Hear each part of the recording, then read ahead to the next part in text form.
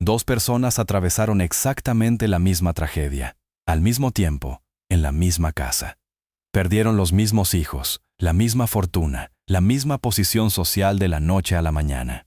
Una de ellas terminó siendo recordada durante 3000 años como el ejemplo máximo de resistencia espiritual, y la otra murió agotada sin ningún consuelo, prácticamente olvidada por la historia, mencionada apenas en una sola línea del relato que la mayoría de la gente ni siquiera recuerda haber leído. Eso es exactamente lo que cuenta un texto que la Iglesia decidió no incluir en la Biblia.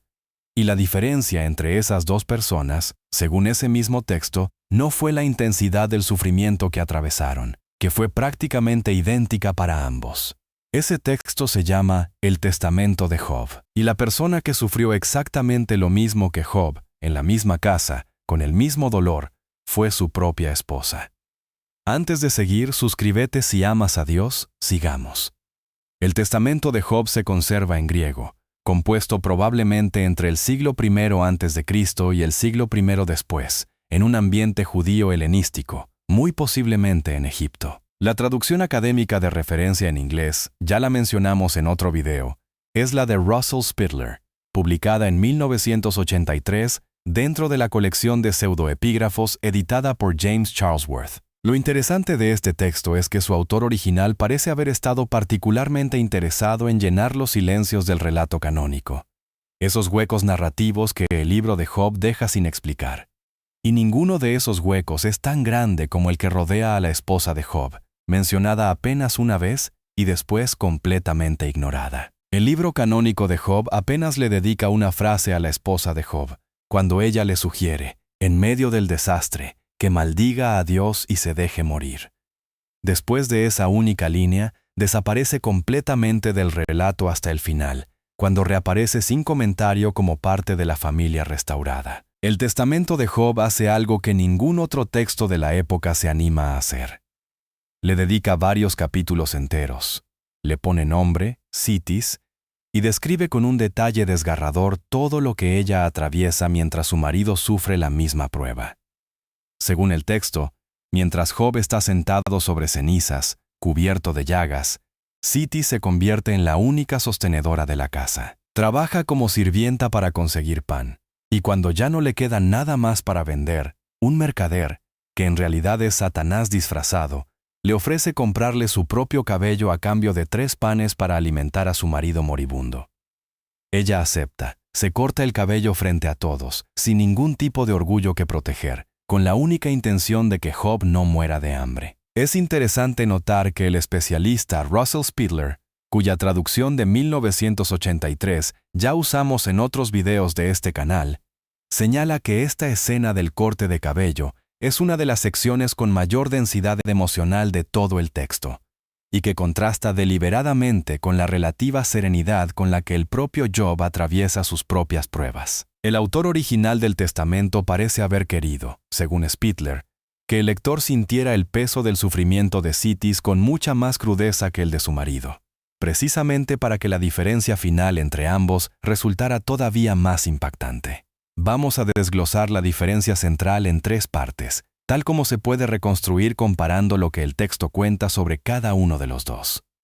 La primera parte es el conocimiento previo. Ya vimos en otro video de este canal que, según el Testamento de Job, un ángel se le aparece a Job antes de que comience su prueba. Le explica exactamente lo que va a suceder.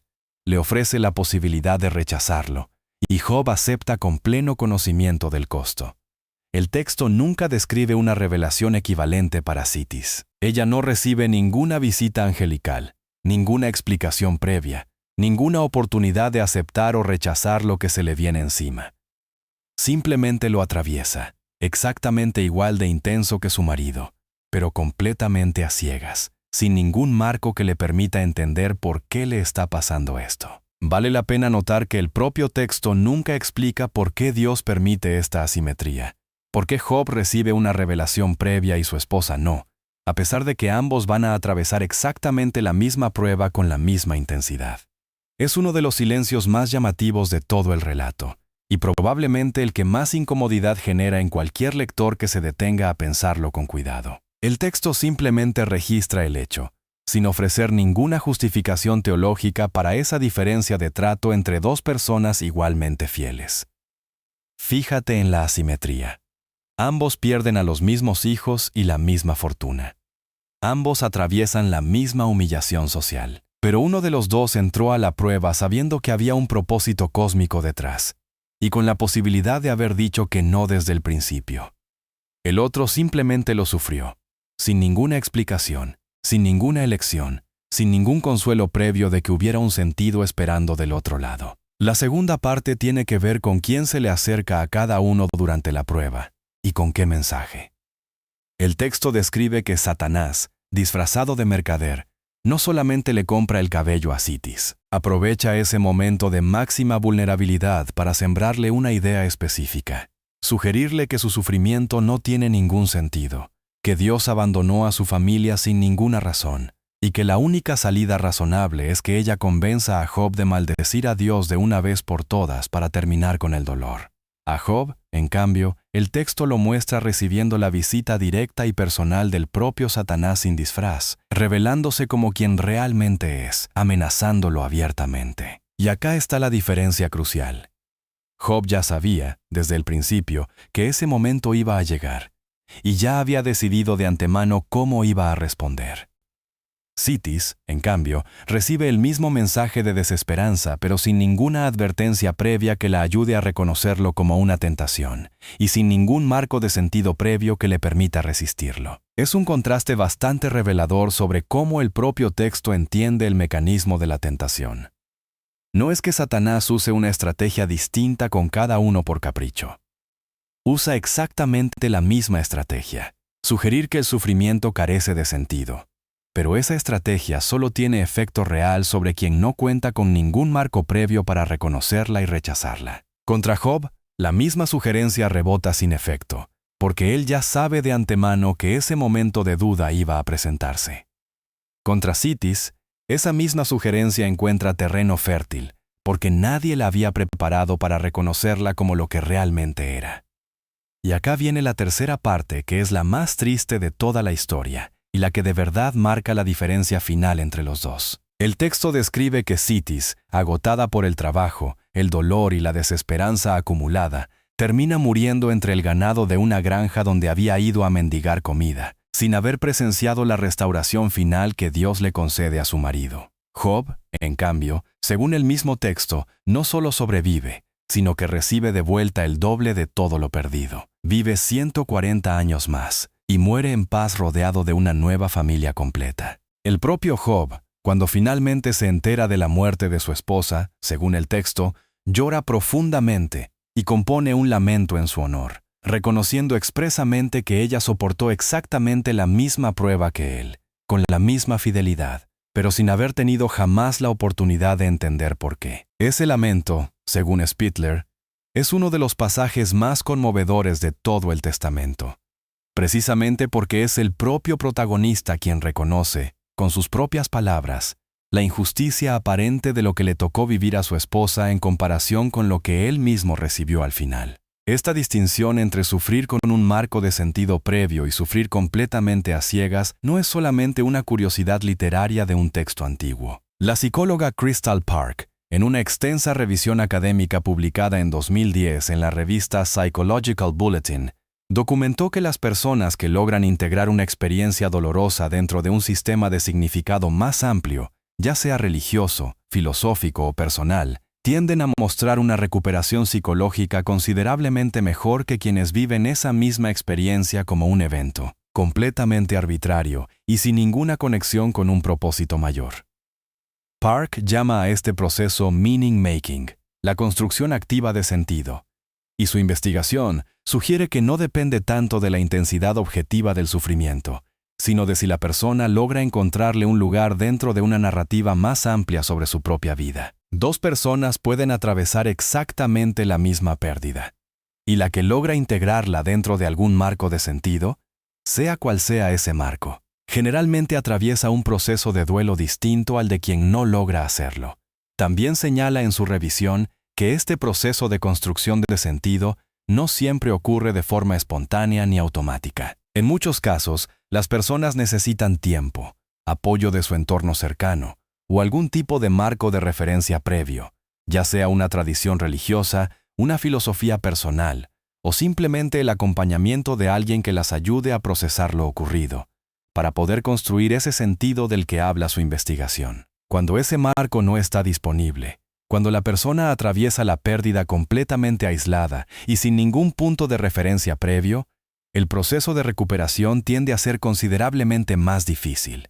Un patrón que coincide de forma notable con lo que le pasó a Citis, según este relato. No estoy diciendo que el testamento de Job haya anticipado esta investigación psicológica moderna, pero sí es notable que un texto de hace 2000 años ya describiera, con la historia concreta de dos personas atravesando la misma tragedia, exactamente esta misma variable como la que marca la diferencia, mucho antes de que existiera ningún estudio académico al respecto. Vale la pena pensar en esto no como un veredicto sobre quién sufrió mejor o peor, sino como una pista útil para cualquiera que esté atravesando algo difícil ahora mismo. Si el propio texto antiguo y la investigación psicológica moderna coinciden en que el sentido, más que la intensidad del dolor, es lo que marca la diferencia en cómo se atraviesa una crisis, entonces buscar activamente ese marco de sentido, ya sea en la fe, en el apoyo de otros, o en cualquier otra fuente que a cada uno le resulte genuina, no es un lujo accesorio. Es, según ambas fuentes, la variable central de todo el proceso.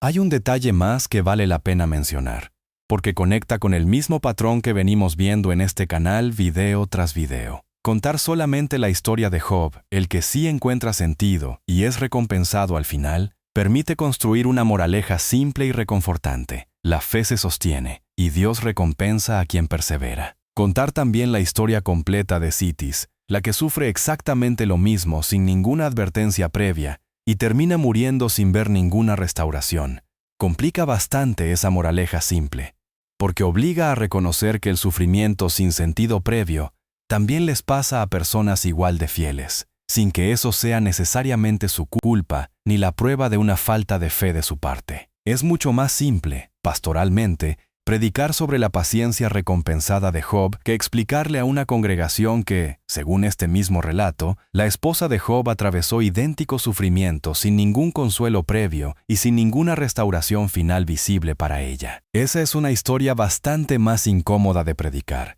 porque no tiene el final feliz que hace que las historias de sufrimiento sean fáciles de digerir en un sermón dominical.